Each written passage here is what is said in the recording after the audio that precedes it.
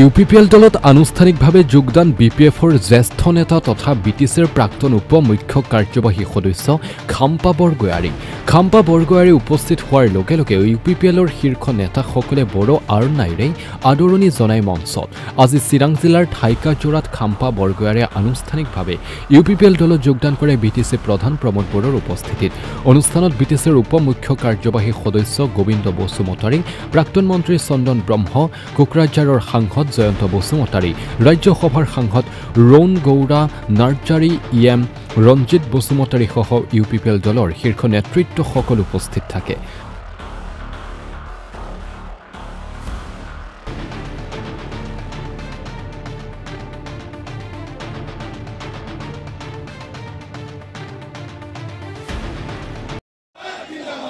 UPPL জিন্দাবাদ, UPPL জিন্দাবাদ। আজি আমাৰ UPPL দলৰ কাৰণে এটি শুভ দিন। UPPL দলৰ নীতি আদৰ্শ কাৰ্যপ্ৰণালী ইয়াৰ বিভিন্ন দিকবিলাক বুজি পেলাই চাই পেলাই দীঘলীয়া এটা ৰাজনীতি অভিজ্ঞতা থকা বড়ো এজন সংগ্ৰামী নেতা আৰু বিপিএফ দলত ওপৰৰ এটা নেতৃত্ব দি আহি লগতে বিটিআৰ চৰকাৰখনতো সেকেন্ড ইন কমান্ড হিচাপে থাকি দীঘলীয়া সময় কাম কৰি এটা ৰাজনৈতিক অভিজ্ঞতা লোৱা আমাৰ খাম্পা বৰগোহাঁই ডাঙৰীয়া আৰু তেখেতৰ লগত বিপিএফৰ কিছুমান কেন্দ্ৰীয় সতীৰ্থসকল, জিলা পৰ্যায়ৰ সতীৰ্থসকল, ব্লক পৰ্যায়ৰ সতীৰ্থসকল, প্ৰাইমাৰী পৰ্যায়ৰ সতীৰ্থসকল আহি একেলগে আজি ইউপিপিএল দলত যোগদান কৰিছে। মই খাম্পা বৰগোহাঁই ডাঙৰীয়া আৰু সকলো দাদা ভাই বন্ধুসকল, ভনীসকল, বাইদেউসকল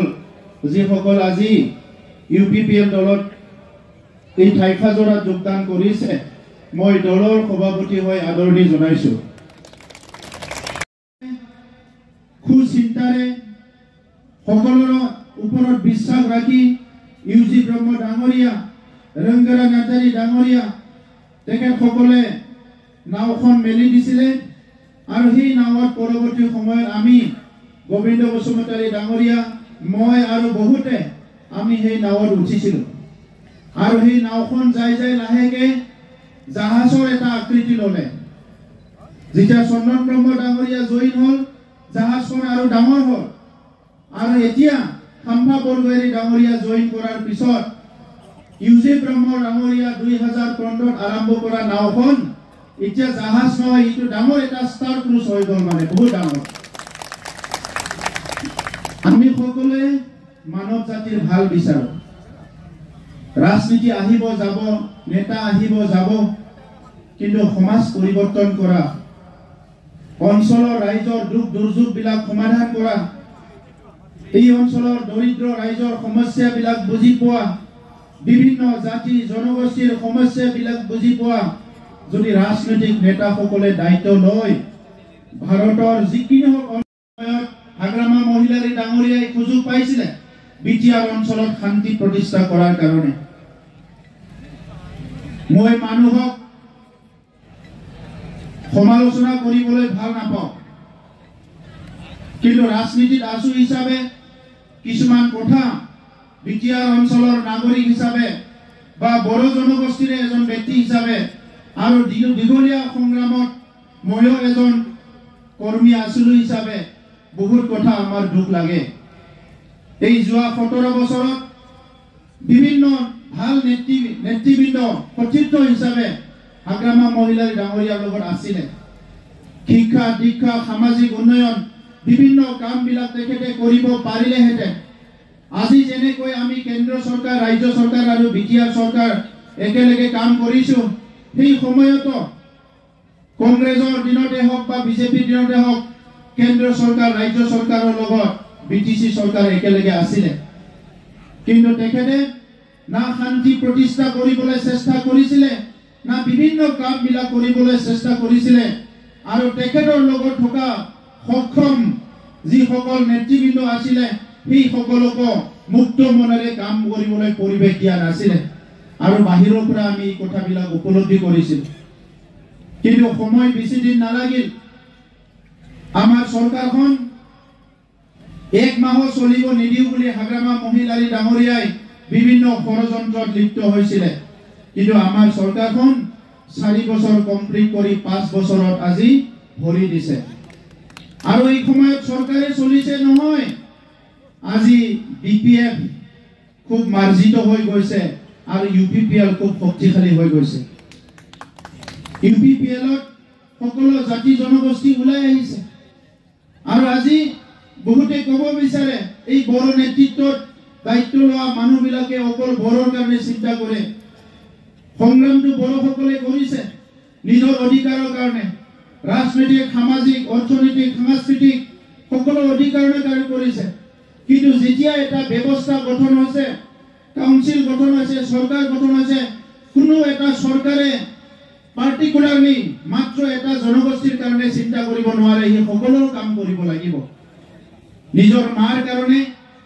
30 ডিসেম্বৰত আমি কমিউনিটি ভিজন ডকুমেন্ট উলাইছো 26টা জনগোষ্ঠীৰ দুখ দুৰ্যোগ আকাংক্ষা বিভিন্ন সমস্যা বিলাক লৈ পেলাই আমি কমিউনিটি ভিজন ডকুমেন্ট উলাইছো আজি ক্ষুদ্ৰ ক্ষুদ্ৰ জনগোষ্ঠীয়ে নিজৰ অস্তিত্ব নিজৰ পৰিচয় জীয়াই ৰখাৰ কাৰণে যি সকলে সংগ্ৰাম কৰিছিল তেখেত সকলৰ কাৰণে বিটিআৰ চৰকাৰে নিজে আগবাঢ়ি আহিছো এই সমস্যা বিলাক সমাধান কৰিবৰ কাৰণে আগৰ চৰকাৰৰ হিচাপটো চাইছিলো আমি মাত্ৰ 15000 ভূমিৰ সমস্যা সমাধান কৰিছিল আৰু আমি 3টা বছৰ কাম কৰিছো কোভিডৰ কাৰণে এটা বছৰ কাম বেলা দলৰ কাৰ্যটা বিশেষ দিন বুলি পৰিগণিত কৰিছে আপুনি কৈছে যে নাওৰ পৰা আজি জাহাজৰ পৰা ক্ৰুইজ সক ইউপিপিএল দল 2015 চনত ইউজি ব্ৰহ্ম ডাঙৰীয়াই আৰম্ভ কৰিছিলে আৰু সেই সময়ৰ সৰু নাওৰ নিচিনা আছিলে তেখেতে মানে নাওখন মেলি দিছিলে সাগৰত আৰু এটাই চিন্তা আছিলে যে বিটিআৰ অঞ্চলত শান্তি ঘূৰাই আনিব লাগে সকলোৰে নিৰাপত্তা দিব লাগে জাতি জনগোষ্ঠীৰ মাজত পুনৰ এটা মিলাপ্ৰীতি সম্প্ৰীতি আনিব লাগে এই অঞ্চলত গণতান্ত্ৰিক বাতাবৰণটো ভাল এটা প্ৰচলন হ'ব লাগে গণতান্ত্ৰিক পৰিৱেশটো শক্তিশালী কৰিব লাগে আৰু এই সকলো ৰাইজক সম উন্নয়ন সমমৰ্যাদা দি পেলাই আগুৱাই নিব লাগে সেই সময়ৰ বন্দুক বাৰুদ ভয় ভাবুকি আৰু হাগ্ৰামা মহিলাৰী যিটো এটা কুশাসন চলি আছে ইয়াৰ পৰা ৰাইজক উদ্ধাৰ কৰিব লাগে সেইটো এজেন্ডা আছিল গতিকে আজিৰ সময়ত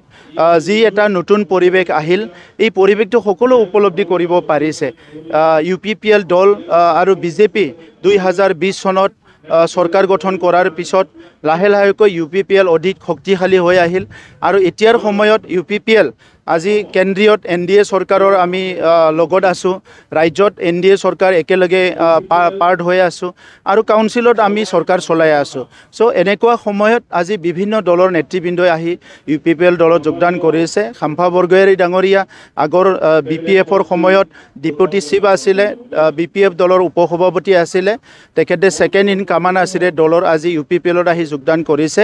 আমি তেখেতক আদৰণি জনাইছো আৰু অনাগত দিনত বিটিআৰ অঞ্চলখন এটা শান্তিৰ অঞ্চল হিচাপে গঢ় দিয়াৰ কাৰণে একেলগে কাম কৰিবলৈ তেখেতক সুযোগ দিয়া হ'ব আৰু একেলগে আমি আগুৱাই যাম মোহাম্মদ কোহাত বাহাত দুটাই আছিল চন্দন খাম্পা এতিয়া দুয়োটা আপোনাৰ লগত এতিয়া বিপিএফ সক ইটো হাগ্ৰামা মহিলাৰীৰ তেখেতৰ ভুলৰ কাৰণে হৈছে আৰু বহুত নেতাসকলে ইতিমধ্যে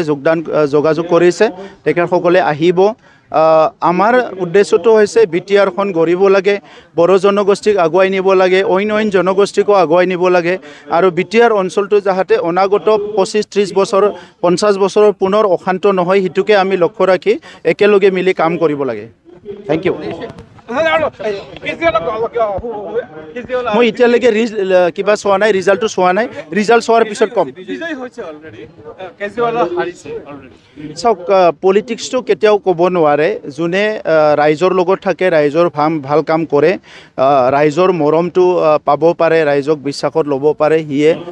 চৰকাৰ গঠন কৰিব, সেইটোতো পৰিৱেশে আছে। গতিকে কেজৰিৱাল ডাঙৰীয়া একপক্ষীয়ভাৱে তেখেতে অলপমান একানৈকতবাদৰ নিচিনা কথাবিলাক কৈছিলে, কাম কৰিছিলে, আৰু সেই কথাবিলাক আমাৰ দিল্লীৰ জনতাই ভাল পোৱা নাছিলে হয়তো। আৰু তাৰ বাহিৰেও দিল্লীখন আগৰ যিটো দিল্লী আছিলে, লাহে লাহেকৈ দিল্লীখন খুব লেতেৰা হৈ গৈছিলে। মানে যেনেকৈ দিল্লীখন গঢ়িব লাগিছিলে দেশৰ কেপিটেল হিচাপে, তাত তেখেতসকলে ফেইল হৈছিলে, আৰু সেইকাৰণে আজি জনতাই এই মেণ্ডেটটো দিছে বুলি মই ভাবোঁ। সময়ত গোটেই পৰিস্থিতি সলনি হয়, সামাজিক পৰিস্থিতিও সলনি হয়, ৰাজনৈতিক পৰিস্থিতিও সলনি হয়। আজি BTCৰ ৰাজনীতিক পৰিস্থিতি কমপ্লিটলি চেঞ্জ হ'বলৈ গৈ আছে, আৰু মই ইয়াৰ কাৰণে মই ৰাইজৰ কাম কৰা ব্যক্তি। কোনটো দলত থাকিলে বেছিকৈ ভালকৈ ৰাইজৰ ভাল কাম কৰিব পাৰিব